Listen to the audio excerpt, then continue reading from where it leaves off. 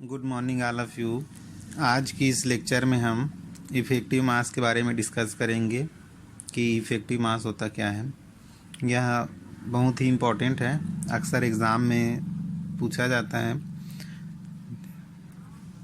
इसमें सबसे पहले तो हम इफ़ेक्टिव मास को समझेंगे, फिर इफ़ेक्टिव मास के लिए इक्वेशन डिराइव करेंगे। चलिए हम देखते हैं कि इफेक्टिव मास होता क्या है। क्या होता है, जब इलेक्ट्रॉन पीरियोडिक पोटेंशियल में होता है, किसी भी क्रिस्टल में इलेक्ट्रॉन जब पीरियोडिक पोटेंशियल में होता है तो इलेक्ट्रॉन का जो मास होता है वह फ्री इलेक्ट्रॉन के मास से डिफरेंस होता है, मतलब डिफरेंट होता है दोनों में। मतलब जो फ्री इलेक्ट्रॉन का मास होगा और इलेक्ट्रॉन जब पीरियोडिक पोटेंशियल में होगा तो उनके मास में चेंजेस आता है, डिफरेंस आता है। तो जो डिफरेंस आता है, या इलेक्ट्रॉन जब पीरियोडिक पोटेंशियल में होता है तो उसमें जो मास में डिफरेंस आता है उसे ही इफेक्टिव मास कहते हैं, और इसको एम स्टार से डिनोट करते हैं इफेक्टिव मास को। अब देखो क्या होता है, the ratio of effective mass to the free electron mass has value slightly above. देखो क्या होता है, जब हम इलेक्ट्रॉन जब पीरियोडिक पोटेंशियल में है तो उसमें जो मास है, और इलेक्ट्रॉन जब फ्री इलेक्ट्रॉन है तब मास है, दोनों के मास का रेशियो निकालें तो या तो वह रेशियो, उनके बीच का जो रेशियो होगा वह एक से ज़्यादा होगा या एक से कम हो सकता है। ये कंडीशन होता है। या तो देखो इफेक्टिव मास अगर इलेक्ट्रॉन पीरियोडिक पोटेंशियल में है तो उसका मास फ्री इलेक्ट्रॉन के मास से कम भी हो सकता है या ज़्यादा भी हो सकता है। मतलब ऐसा नहीं है कि इलेक्ट्रॉन पीरियोडिक पोटेंशियल में है तो उसका मास फ्री इलेक्ट्रॉन से ज़्यादा ही रहेगा या कम ही रहेगा। ये मटेरियल्स के प्रॉपर्टीज़ के ऊपर डिपेंड करेगा कि फ्री इलेक्ट्रॉन का मास पीरियोडिक पोटेंशियल में इलेक्ट्रॉन के मास से कम होगा कि ज़्यादा होगा। क्लियर? तो ये तो हो गया इफेक्टिव मास। अब हम इसके लिए डेरिवेशन देखेंगे। तो क्या है, according to de Broglie scientist था, उसके अनुसार इलेक्ट्रॉन जिसका वेलोसिटी v है, जो कि इक्विवेलेंट है वेव पैकेट, इसको अब पीरियोडिक पोटेंशियल है तो वहाँ हम वेव पैकेट के इक्विवेलेंट मान के चलते हैं। तो उसके लिए जो ग्रुप वेलोसिटी होगा, क्योंकि वेव पैकेट में आपका बहुत सारा इलेक्ट्रॉन्स मिल के रहेगा, एक बंडल्स के फॉर्म में रहते हैं जिसे वेव पैकेट कहते हैं। क्लियर? तो यहाँ जो वेलोसिटी होगा सिंगल इलेक्ट्रॉन का नहीं होगा, बहुत सारा इलेक्ट्रॉन है तो सभी का होगा। तो जो वेलोसिटी मिलेगा वो हमें ग्रुप वेलोसिटी के फॉर्म में मिलेगा। तो डी ब्रॉगली के अनुसार इसके लिए इक्वेशन होता है, इसको वीजी से डिनोट करते हैं ग्रुप वेलोसिटी को। तो ग्रुप वेलोसिटी के लिए इक्वेशन हो जाएगा, यहाँ देखो इफेक्टिव मास के कंडीशन में जो ग्रुप वेलोसिटी मिलेगा वो सिंगल इलेक्ट्रॉन्स का वेलोसिटी होगा। तो group velocity VG is equal to हो जाएगा वी के इक्वल। और देखो जो वी होता है वो होता है डी ओमेगा अपॉन डी के।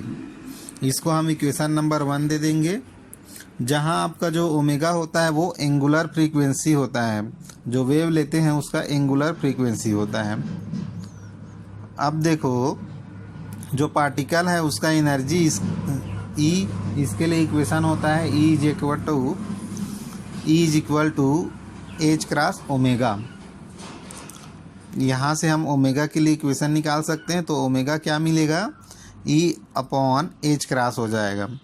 देखो E क्या होता है, जनरली E के लिए इक्वेशन होता है E is equal to H nu. अब देखो ये तो हो गया E का। ओमेगा क्या होता है आपका, ओमेगा का इक्वेशन होता है omega is equal to 2 pi into nu होता है। तो यहाँ से हम न्यू के लिए इक्वेशन निकालेंगे तो 2 पाई उधर ट्रांसफ़र करेंगे तो न्यू इज इक्वल टू हो जाएगा ओमेगा अपॉन 2 पाई।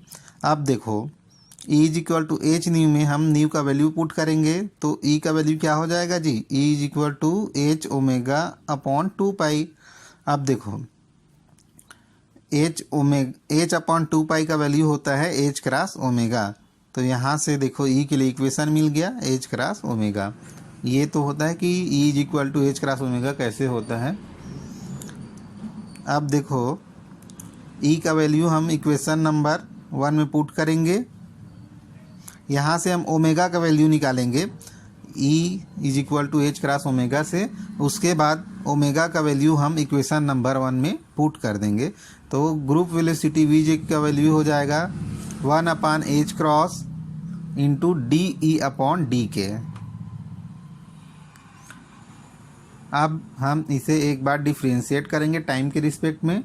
तो D V G upon D T is equal to हो जाएगा, ये देखो डिफ्रेंशिएट करेंगे तो वेलोसिटी को जब डिफ्रेंशिएट करते हैं तो हमें एक्सेलरेशन मिलता है। तो ए इज इक्वल टू हो जाएगा 1 upon H cross D two E upon D K 2 into D K upon D T, क्योंकि टाइम के रिस्पेक्ट में कर रहे हैं इसके लिए। तो इसको हम इक्वेशन नंबर 2 देंगे। अब देखो क्या होता है, जो इलेक्ट्रॉन्स होता है उसके मोमेंटम जो होता है उसका इक्वेशन होता है आपका मोमेंटम, इसको पी से डिनोट करते हैं। P is equal to H cross K होता है, एच क्रॉस के। इसको देखो P is equal to H cross K कैसे होता है। तो अकॉर्डिंग टू डी ब्रॉगली आपका जो पी होता है उसके लिए इक्वेशन होता है एच अपॉन लेमडा, और के होता है, के का वैल्यू होता है 2 पाई अपॉन लेमडा।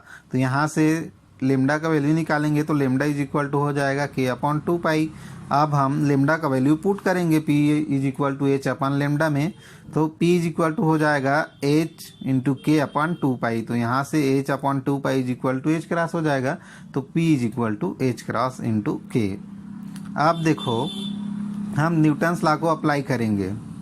तो according to Newton's law force जो होता है वो होता है F is equal to D P upon D T, rate of change of momentum is equal to force. ये न्यूटन्स लॉ होता है। तो यहाँ हम पी का वैल्यू पुट करेंगे तो एफ इज इक्वल टू मिलेगा H cross into D K upon D T, इसको इक्वेशन नंबर 3 देंगे। अब देखो यदि इफेक्टिव मास आपका एम स्टार हो तब एफ इज इक्वल टू हो जाएगा M star into A. F is equal to M A होता है। तो यहाँ हम इफेक्टिव मास रिफर कर रहे हैं तो एफ का वैल्यू हो जाएगा एम स्टार इंटू ए। अब देखो हम यहाँ से हम एम स्टार के लिए वैल्यू निकाल सकते हैं। तो M star is equal to क्या हो जाएगा जी, एफ अपॉन ए। अब देखो हमें एफ का भी इक्वेशन पता है, इक्वेशन नंबर 3 जो निकाले थे, और इक्वेशन नंबर 2 से हमें ए का भी वैल्यू पता है। दोनों का वैल्यू पुट कर दो, फिर सिंप्लीफाई करो तो हमें एम स्टार के लिए इक्वेशन मिलेगा M star is equal to H cross square into 1 upon D two E upon D K E, या इसको ऊपर ले जाएंगे तो हमें एम स्टार का इक्वेशन मिलेगा M star is equal to H cross square into D two E upon D K square पूरे के पावर माइनस का 1। इसको इक्वेशन नंबर 4 देंगे।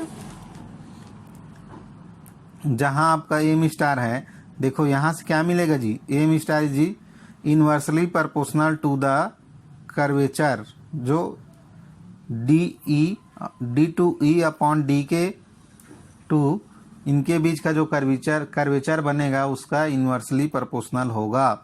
मतलब जब डी अपॉन डी के का वैल्यू बढ़ेगा तो इफेक्टिव मास कम होगा, और जब इफेक्टिव मास कम होगा तो इसका वैल्यू बढ़ेगा। अब यहाँ देखो हम इसके लिए ये कर्व जो दिया गया है डायग्राम उसको देख सकते हैं, समझ सकते हैं। इसमें जो फर्स्ट कर्व होता है वो एनर्जी के लिए होता है, सेकेंड होता है वो पोटेंशियल डिफरेंस के लिए होता है, थर्ड आपका इफेक्टिव मास को दिखाता है। अब देखो फ्री इलेक्ट्रॉन्स के लिए क्या होता है जी, फ्री इलेक्ट्रॉन के लिए होता है E is equal to P square upon 2m। तो यहाँ P का वैल्यू पुट कर दो तो E का वैल्यू हो जाएगा H cross square K square upon 2m। यहाँ से हम D two E upon D K 2, इसको मतलब 2 बार टाइम इसमें पोटेंशियल के रिस्पेक्ट में, के रिस्पेक्ट में 2 बार डिफ्रेंशिएट करेंगे तो हमारा जो वैल्यू मिलेगा वो मिलेगा d/d(2) is equal to h cross square upon m। अब हम इसका वैल्यू इक्वेशन नंबर 4 में पुट करेंगे तो m star is equal to मिलेगा h cross square upon m into upon h cross. यहाँ से देखो h क्रॉस स्क्वायर से h क्रॉस स्क्वायर कट जाएगा तो m star is equal to m। For free electron effective mass of electron is equal to mass of free electron. Free electron के condition में free electron के mass के equal होगा। Effective mass free electron mass के equal होता है। ये तो हो गया इफेक्टिव मास का equation. Okay, thank you. Good morning all of you.